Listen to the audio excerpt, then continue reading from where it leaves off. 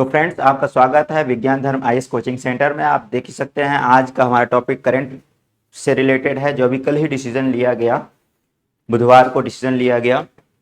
इसमें जो है 5 राज्यों में जो एसटी समुदाय, एसटी जो जनजाति है, शेड्यूल्ड जो कास्ट और शेड्यूल्ड ट्राइब जो जनजाति है, उससे रिलेटेड जो है इन्फॉर्मेशन है ये कि उसमें क्या बदलाव किया गया है।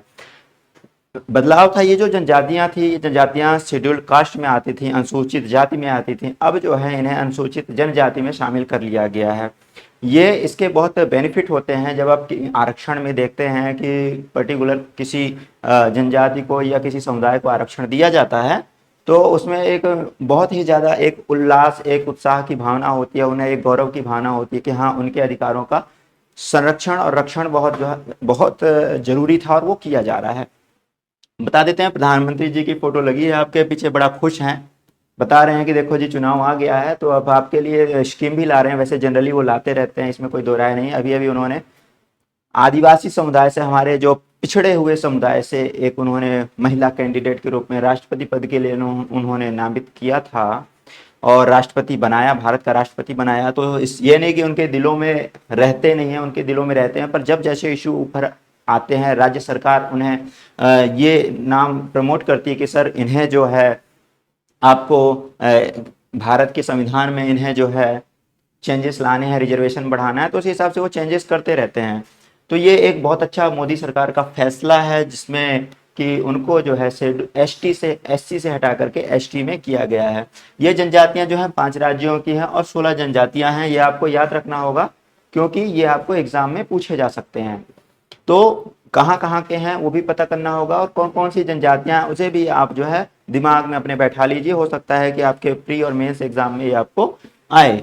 साथ ही साथ उसमें एक नया चेंज किया गया है कि जो संत कबीरदास नगर जो है जिले का नाम था, उसे जो है भदोही जिला कर दिया गया है, जो कि पूर्ववर्ती जो राज्य सरकारें हैं उनके समय जो है ये किया गया था। पर मुख्य रूप से जब तक केंद्रीय मंत्रिमंडल की स्वीकृति ना हो, वो स्वीकृति जो है वो उस जिले के नाम से जाना नहीं जाता है, तो उसे चेंज कर दिया गया। कोई बड़ी खबर नहीं है। बड़ी खबर है कि ये जो नरेंद्र मोदी जी की जो कैबिनेट है, उसने ये जो है फैसला लिया है कि हमें ये ना जो है चेंजेस करने हैं। आपको बता देते हैं, इसमें सबसे पहले छत्तीसगढ़ का नाम रखा जाएगा, क्योंकि छत्तीसगढ़ के 12 समुदायों की, जिसमें आपको भारिया, भूमिया, भुइया, भुइया, भूया, ये सब जो है, धनवार जनजाति है, गदबा है, गोंड है, कोंड है, कोडाकू है, नगेसिया है, इन सबको किस नाम के रूप में जाना जाएगा, उनका नाम भी थोड़ा सा चेंजेस किया गया है कि इस नाम से उनको जाना जाएगा। पर्टिकुलर क्या होता है, किसी भी, मान लीजिए एक ही राज्य में है, एक ही राज्य में या 2 राज्यों में अगर किसी समुदाय को रिजर्वेशन मिल रहा है, तो हो सकता है वो किसी उन जिलों में वो एसटी में रखा जाता है, उन जिलों में वो एससी में रखा जाता है। क्यों रखा जाता है? क्योंकि ये उनके पिछड़ेपन का सबूत होता है कि ये ज्यादा अगर पिछड़े हुए हैं तो उस वर्ग के लोगों को एसटी में कर दिया जाता है, जो कम पिछड़े हैं उनको एससी में कर दिया जाता है। तो ये चीज है, छत्तीसगढ़ में रखा गया, हिमाचल में रखा गया, तमिलनाडु में रखा गया, कर्नाटक में रखा गया और उत्तर प्रदेश में रखा गया। ये 5 जिले हैं, आपको याद रखना है।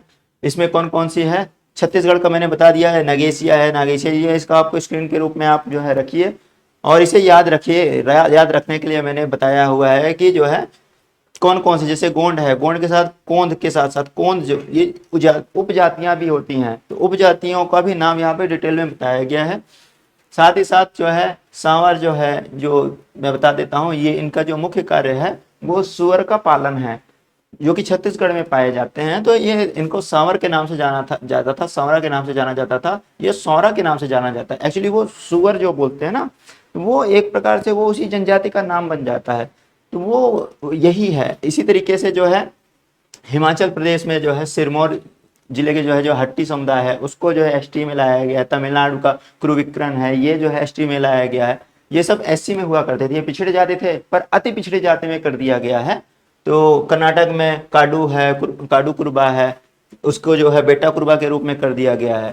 तो जो है उत्तर प्रदेश में भी जो है बताया गया कि ये 5 उपजातियां हैं, धुरिया है, नायक है, ओझा है, पठारी है, राजगोंडा, इनको भी एसटी में शामिल किया गया है। तो आप देख सकते हैं ये जो 5 राज्य हैं उसमें जो है इतना परिवर्तन किया गया। इन लोगों को, ये आप नाम साथ में पढ़ सकते हैं, किस रूप में, किस पर्याय वाची के रूप में ये नाम लिया गया है।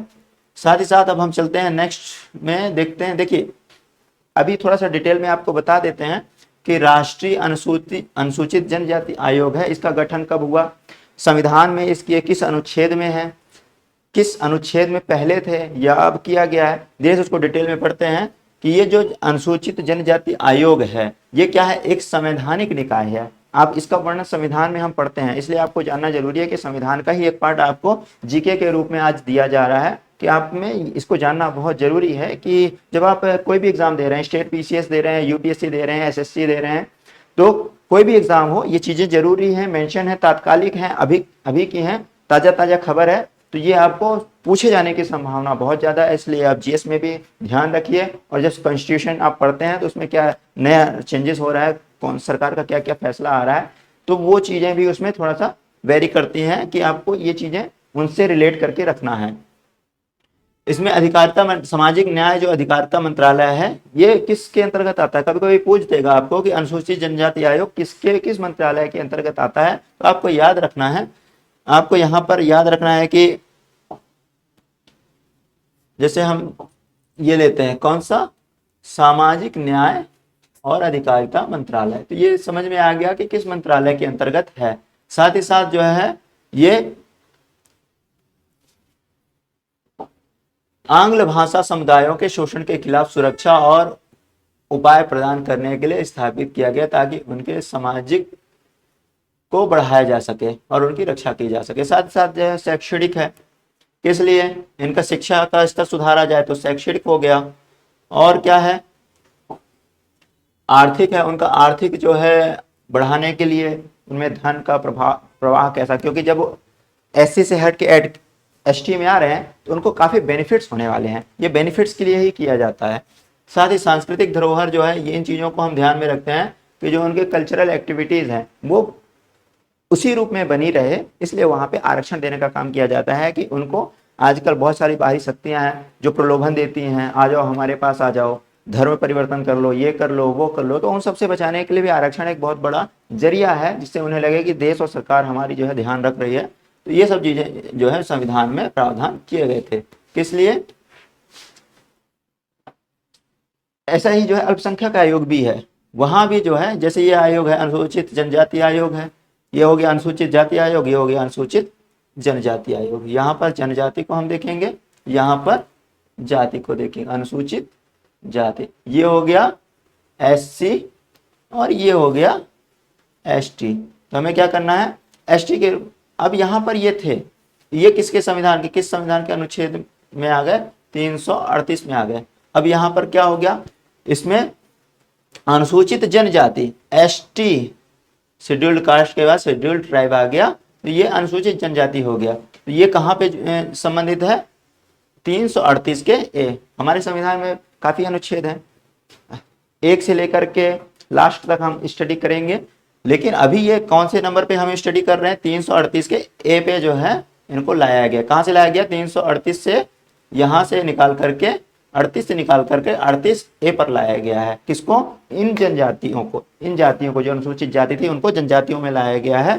तो ये जो अनुच्छेद है वो संविधान के कौन से संशोधन में लाया गया, अनुसूचित जनजाति आयोग अधिनियम कब बनाया गया, ये कौन सा अनुच्छेद था, 89वां उनका संविधान संशोधन जो है आपका अधिनियम है।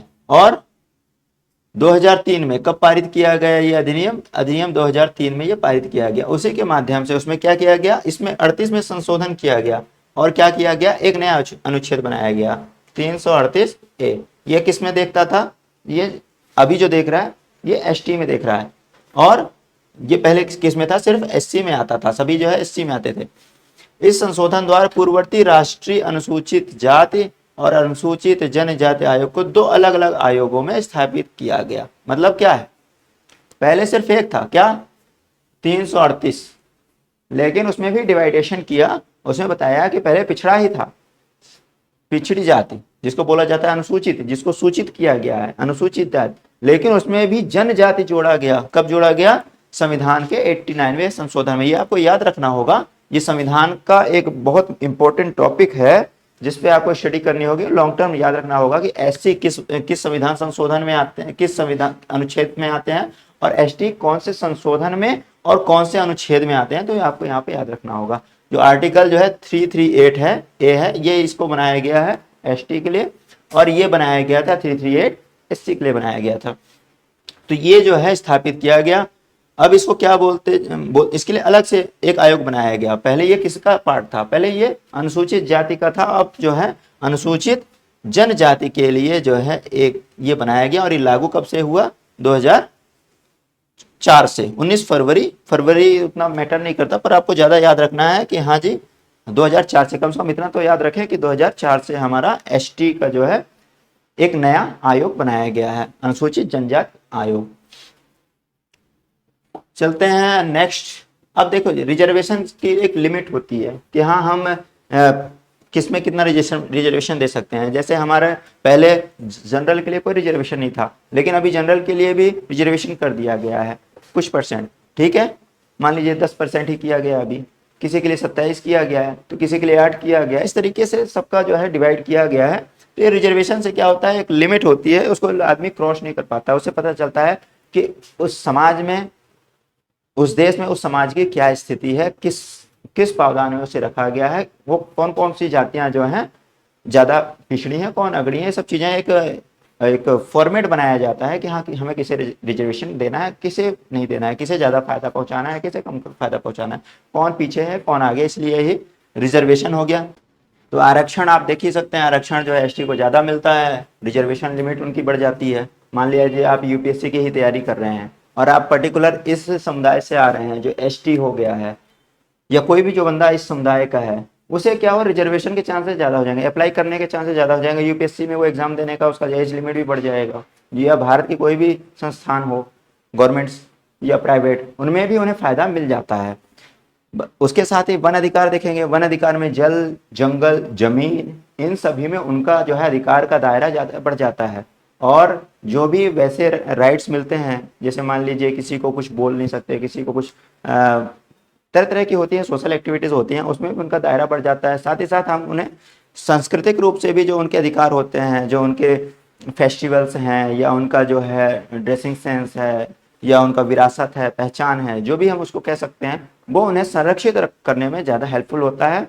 और साथ ही साथ उन्हें तरह तरह के बेनिफिट्स होते हैं, जो हम एक समय जब आरक्षण पढ़ेंगे तो उसमें हम आपको बताएंगे क्या क्या और भी एडिशनल एक्टिविटीज़ हो सकती हैं, एडिशनल बेनिफिट्स हो सकते हैं जो पर्टिकुलर आरक्षण जो प्रावधान है उसमें दिया गया है। तो सबसे ज़्यादा आरक्षण अल्पसंख्यक और एसटी एससी वर्ग को मिलता है। तो इनको क्यों दिया जाता है, कब दिया जाता है, क्या उसके क्राइटेरिया होता है, उसके बारे में डिटेल अध्ययन करेंगे। अभी फिलहाल आप जान लीजिए कि आपको जो समझना है वो मुख्य रूप से समझता है कि राष्ट्रीय अनुसूचित जाति आयोग का गठन कब हुआ, अनुसूचित जनजाति आयोग का गठन कब हुआ, एससी क्या है, एसटी क्या है, कितना रिजर्वेशन है, और मेन जो हमारा आज का टॉपिक था कि किन किन समुदायों को इसमें जो है जाति के नाम से, किस नाम से जाना जाता था, और उसमें क्या परिवर्तन किया गया, क्या सुधार किया गया है।